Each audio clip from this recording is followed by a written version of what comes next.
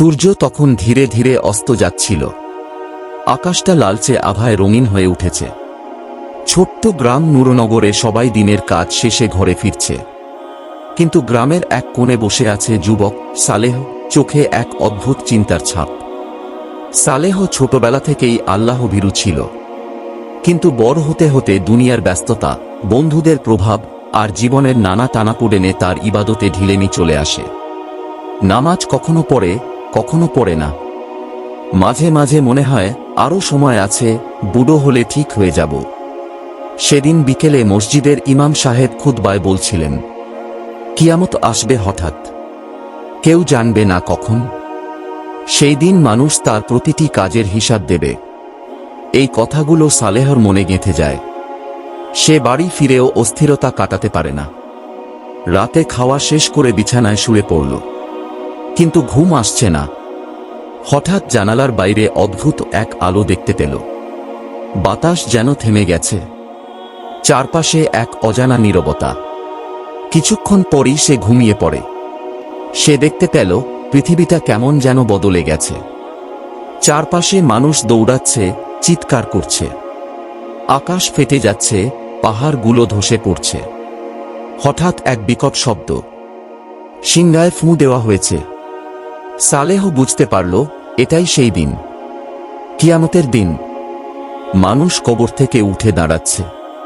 সবাই আতঙ্কিত। কেউ কারো দিকে তাকানোর সময় পাচ্ছে না।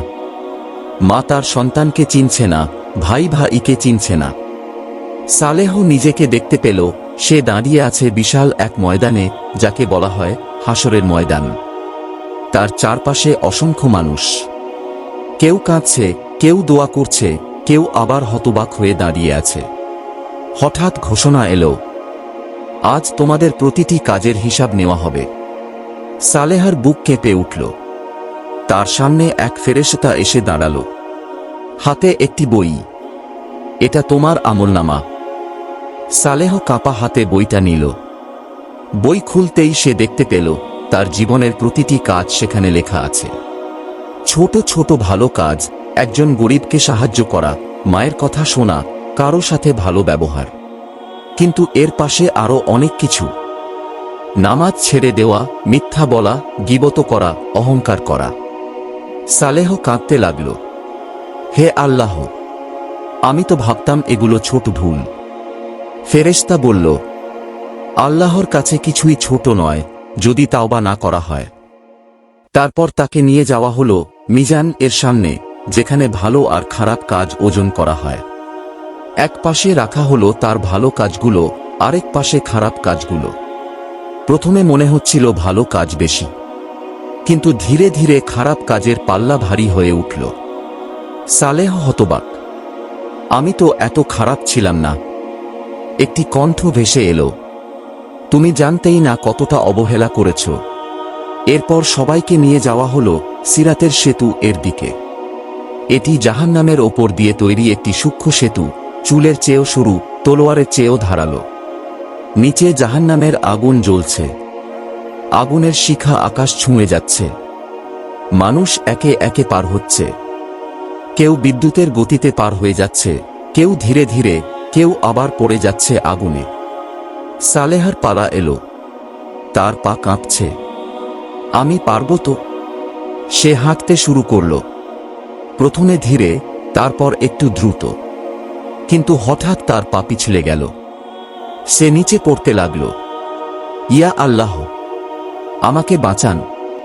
সে নিজেকে দেখতে পেল জাহান্নামের আগুনে পড়ছে। চারপাশে আগুন, আর্তনাদ, কষ্ট। মানুষ চিৎকার করছে, হে আল্লাহ, আমাদের ফিরিয়ে দিন, আমরা ভালো কাজ করব। কিন্তু আর ফেরার কোনো সুযোগ নেই। সালেহ আগুনে পুড়তে লাগল। তার মনে পড়তে লাগল, আমি যদি একটু বেশি নামাজ পড়তাম, যদি গুনাহ থেকে বাঁচতাম। সে চিৎকার করল, হে আল্লাহ, আমাকে আরেকটা সুযোগ দিন। হঠাৎ সে শুনতে পেল এক কোমল কণ্ঠ, আমার বান্দা, তুমি কি সত্যিই ফিরে যেতে চাও? সালেহ কাঁদতে কাঁদতে বলল, হ্যাঁ হে আমার রব, আমি ভুল করেছি। আমি ঠিক হতে চাই। কণ্ঠটি বলল, আমি দয়ালু, আমি ক্ষমাশীল, কিন্তু দুনিয়াতে ফিরে গেলে কি তুমি সত্যিই বদলাবে? সালেহ বলল, হ্যাঁ, আমি কথা দিচ্ছি। হঠাৎ সে ঘুম থেকে জেগে উঠল। তার শরীর ঘামে ভিজে গেছে, বুক ধরফর করছে। বাইরে ফজরের আজান হচ্ছে। সে কিছুক্ষণ চুপ করে বসে থাকল, তারপর দ্রুত উঠে অজু করল। সেই দিন থেকে তার জীবন বদলে গেল। সালেহ এখন 5 ওয়াক্ত নামাজ পড়ে, গুনাহ থেকে বাঁচার চেষ্টা করে, মানুষের সাথে ভালো ব্যবহার করে। সে বুঝতে পেরেছে, কিয়ামত শুধু একটা গল্প নয়, এটা একদিন সত্যি ঘটবে। আর সেই দিনের জন্য প্রস্তুতি নিতে হবে এখনই। এই গল্প আমাদের মনে করিয়ে দেয়, কিয়ামত হঠাৎ আসবে, প্রতিটি কাজের হিসাব দিতে হবে। ছোট গুনাহকেও হালকা করে দেখা উচিত নয়। তাওবা করার সুযোগ এখনই। আল্লাহ অত্যন্ত দয়ালু, কিন্তু ন্যায় বিচারক। আজ আমরা যে জীবনটা কাটাচ্ছি, সেটাই আমাদের আগামী দিনের ফল নির্ধারণ করবে। তাই দেরি না করে আজ থেকেই নিজেকে বদলানোই সবচেয়ে বড় বুদ্ধিমানের কাজ। এই ধরনের আরও ইসলামিক ভিডিও পেতে আমাদের চ্যানেলটি সাবস্ক্রাইব করুন।